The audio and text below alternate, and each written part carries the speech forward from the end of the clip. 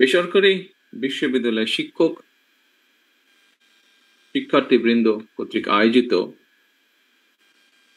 2024 সালের July August গণ অভ্যুত্থানে বেসরকারি বিশ্ববিদ্যালয়ের শিক্ষার্থী এবং শিক্ষকদের অবদান শীর্ষক আজকের এই আলোচনা সভার সম্মানিত সভাপতি ডক্টর তৌফিকুল ইসলাম, উপস্থিত শহীদ পরিবারের সম্মানিত স্বজন প্রিয়জন, মঞ্চে উপস্থিত মহাসচিব বাংলাদেশ জাতীয়তাবাদী দল মির্জা ফখরুল ইসলাম আলমগীর, উপস্থিত স্থায়ী কমিটির সদস্যবৃন্দ, উপস্থিত জুলাই আগস্ট গণ অভ্যুত্থানে যে অনুষ্ঠান, সেই অনুষ্ঠানগুলো যাতে সম্পূর্ণ সুন্দরভাবে সম্পন্ন হয় সেই কমিটির আহ্বায়ক জনাব রুহুল কবির রিজভী এবং অনুষ্ঠানে উপস্থিত শিক্ষক, উপস্থিত শিক্ষার্থী, উপস্থিত সম্মানিত উপস্থিতিবৃন্দ, আসসালামু আলাইকুম। গণ অভ্যুত্থানে বেসরকারি বিশ্ববিদ্যালয়ে শিক্ষক শিক্ষার্থীদের ভূমিকা এবং আন্দোলন পরবর্তী বর্তমান যে রাজনৈতিক পরিস্থিতি, এখানে কম বেশি যারা আলোচনা করেছেন তাদের আলোচনায় বিষয়গুলি ফুটে উঠেছে। বক্তব্যের শুরুতেই আমি জুলাই আগস্টের গণ অভ্যুত্থানে শহীদ, আহত এবং যারা এখনো চিকিৎসাধীন আছেন তাদের প্রত্যেকের অবদানকে অত্যন্ত শ্রদ্ধার সঙ্গে স্মরণ করছি। সম্মানিত উপস্থিতিবৃন্দ, আমি ব্যক্তিগতভাবে দৃঢ়ভাবে একটি কথা বিশ্বাস করি। 1971 সালে বাংলাদেশের স্বাধীনতা অর্জনের যুদ্ধে শহীদ মুক্তিযোদ্ধারা যেভাবে জনগণের হৃদয়ে স্মরণীয়, বরণীয় হয়ে রয়েছেন এবং থাকবেন, ঠিক একইভাবে 2024 সালে দেশ এবং জনগণের স্বাধীনতা রক্ষার যুদ্ধে শহীদরাও আজীবন জনগণের হৃদয়ে স্মরণীয়, বরণীয় হয়ে থাকবেন।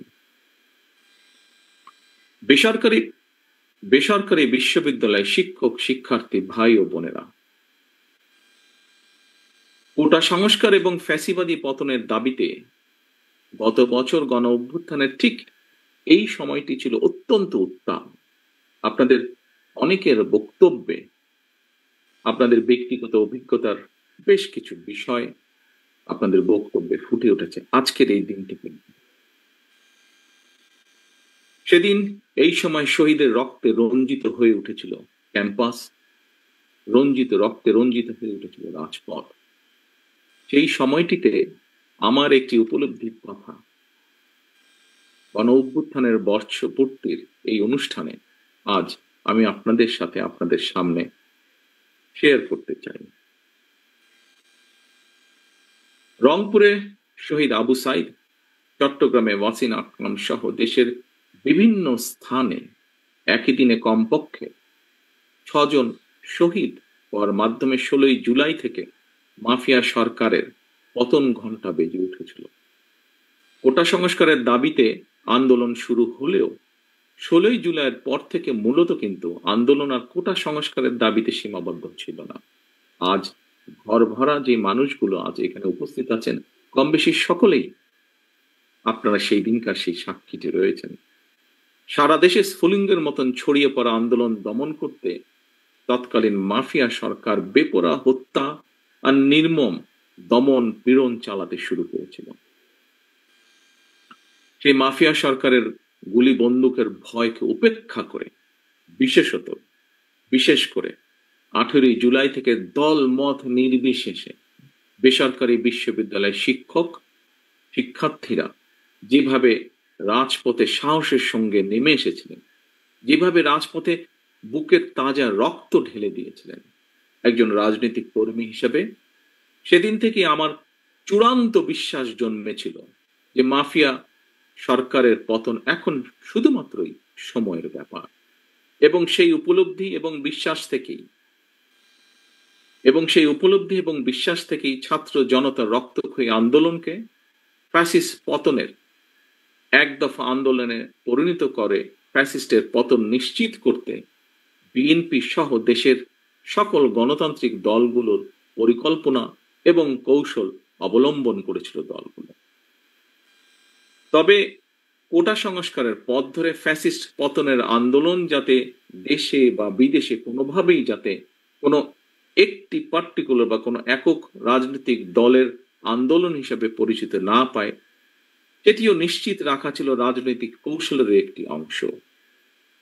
প্রিয় শিক্ষার্থী ভাই ও বোনেরা, কোটা সংস্কারের দাবিতে প্রথম দফার আন্দোলন শুরু হয়েছিল 2018 সালে এবং দ্বিতীয়বার 2024 সালে।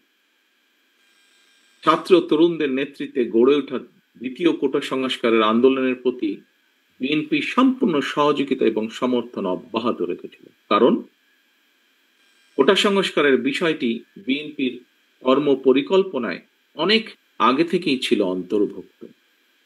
আপনাদের হয়তো কারো কারো স্মরণ আছে, যাদের স্মরণ আছে তাদের স্মরণ আছে।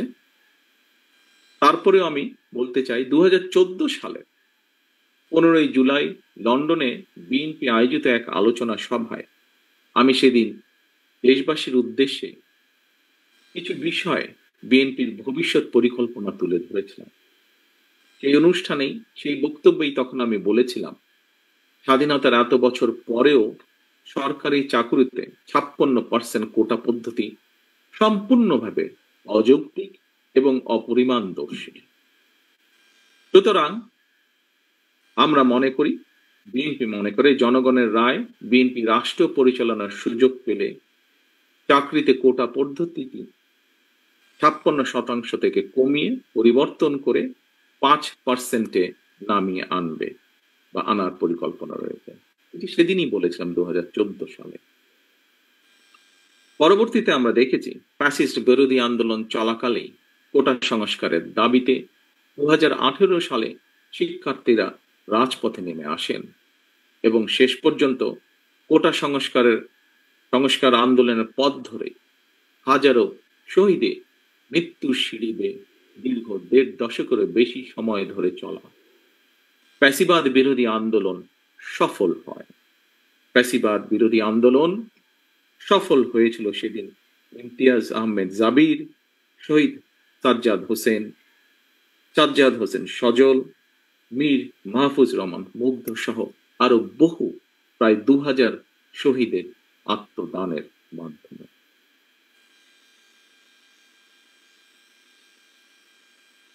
সুতরাং গণ অভ্যুত্থানে বীর শহীদরা জাতির গৌরব, তারা গণতন্ত্রকামী মুক্তিকামী মানুষের প্রেরণা।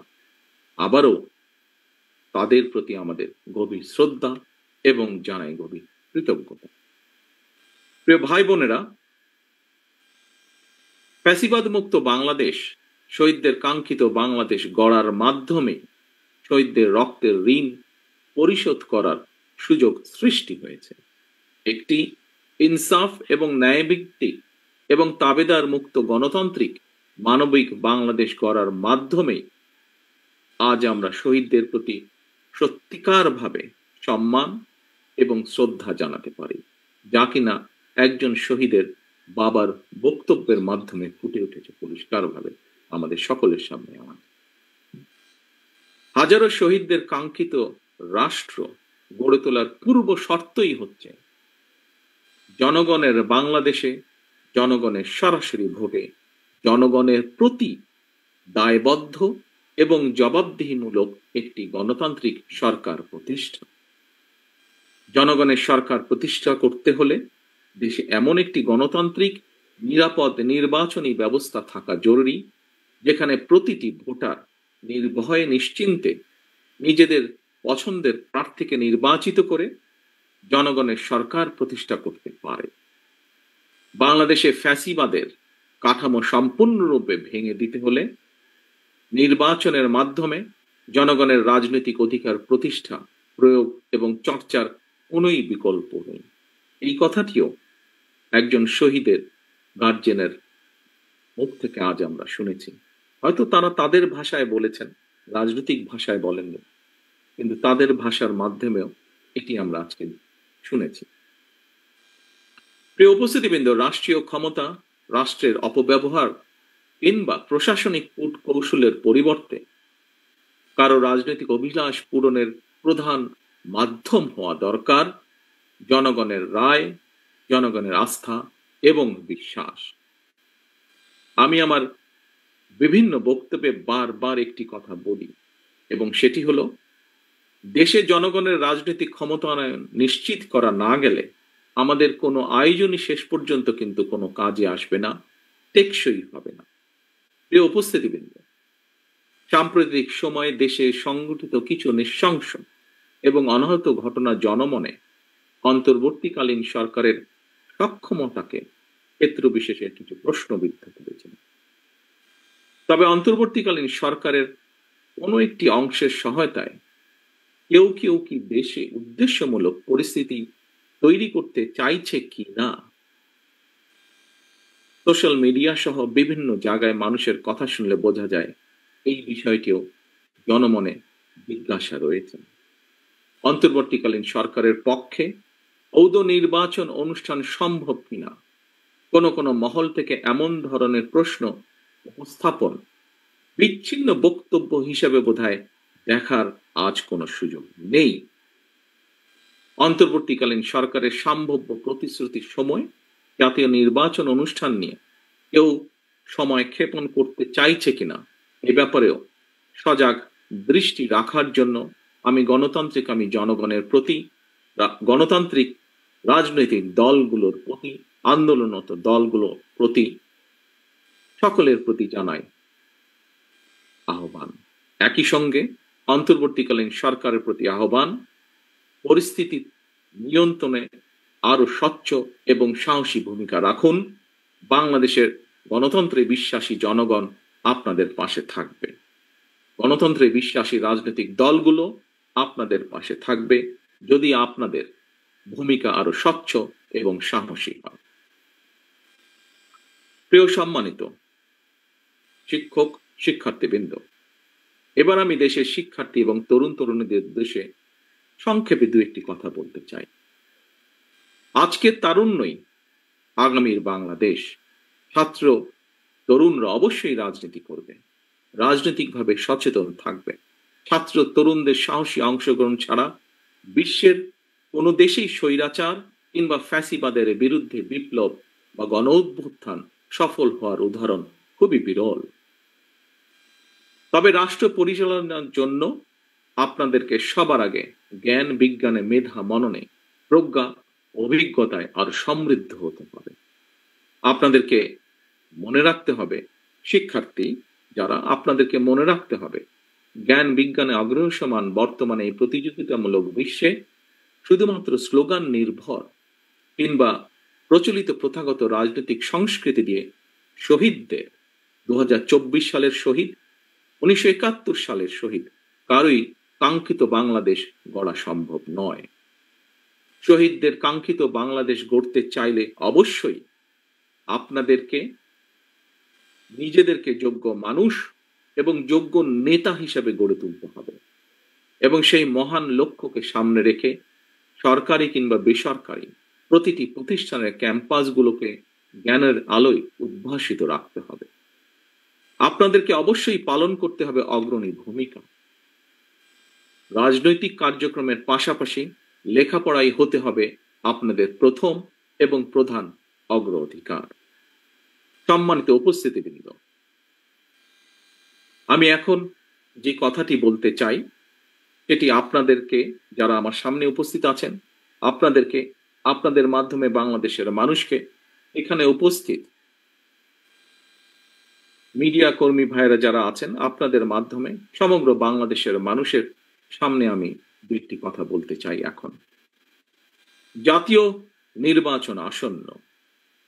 বাংলাদেশের গণতন্ত্রকে প্রাতিষ্ঠানিক রূপ দেওয়ার লক্ষ্য অর্জনের ক্ষেত্রে আমাদের জাতীয় জীবনে আসন্ন জাতীয় নির্বাচনের ব্যাপক গুরুত্ব রয়েছে।